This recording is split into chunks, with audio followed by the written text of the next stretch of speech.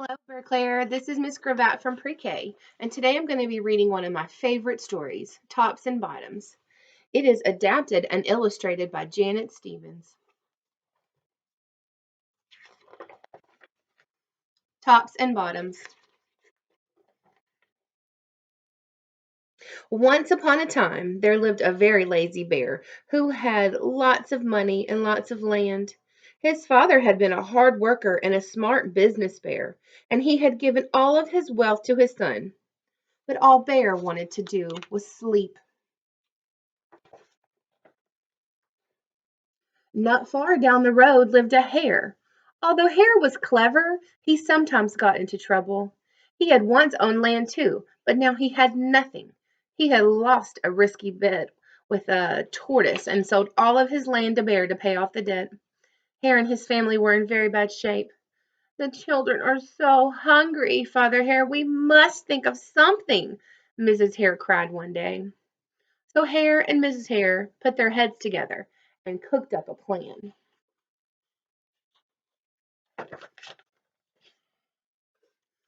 The next day, Hare hopped down the road to Bear's house. Bear, of course, was asleep. Hello, Bear. Wake up. It's your neighbor, Hare, and I have an idea. Bear opened one eye and grunted. We can be business partners, Hare said. All we need is this field right here in front of your house. I'll do the hard work of planting and harvesting, and we can split the profits right down the middle. Yes, sir, Bear, we're in this together.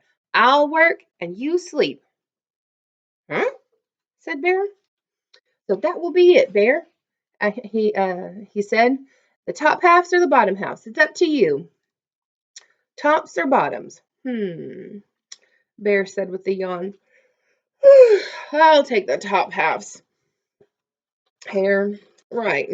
Tops. Yeah. Hare smiled. It's a done deal, Bear.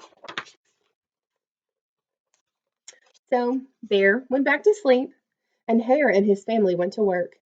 Hare planted, Mrs. Hare watered, and everyone weeded. Bear slept as the crops grew. When it was time for the harvest, Hare called out, Wake up, Bear! You get the tops and I get the bottoms.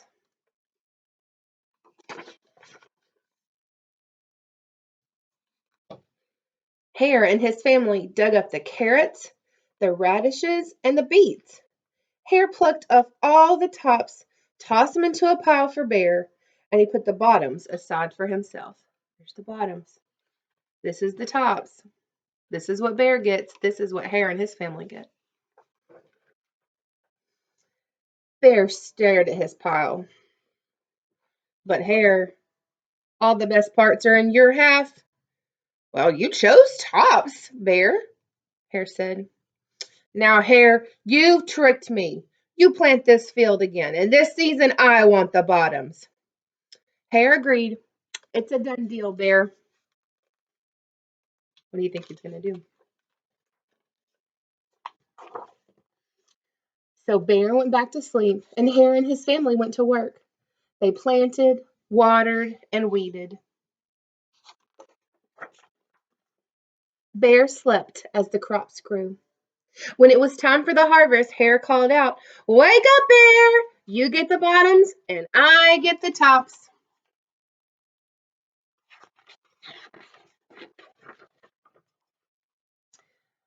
Hare and his family gathered up lettuce and broccoli and celery, and they put all the bottoms in a pile for Bear.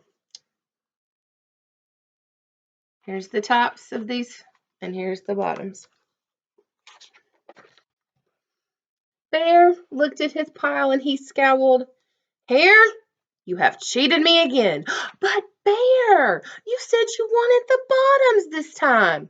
Bear growled. You plant this field again, Hare. You've tricked me twice and you owe me a season of both tops and bottoms. You're right, poor old Bear, sighed the Hare. It's only fair that you get the tops and the bottoms this time. It's a done deal, Bear.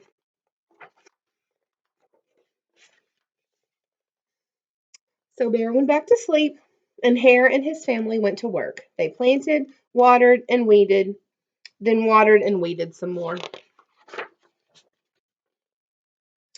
Bear slept as the crops grew. When it was time for the harvest, Hare called out, "Wake up, Bear! It's time you get the tops and the bottoms."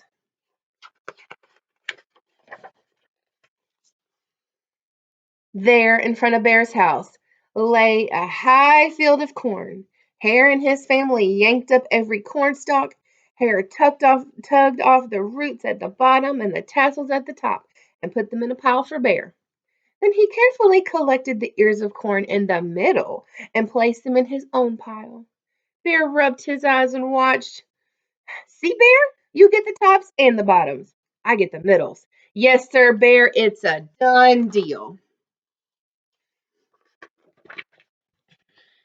By now, Bear was wide awake. "That's it, Hare," he hollered. "From now on, I'll plant my own crops, and I'll take the tops, the bottoms, and the middles." Hare and his family scooped up the corn and hopped down the road towards home.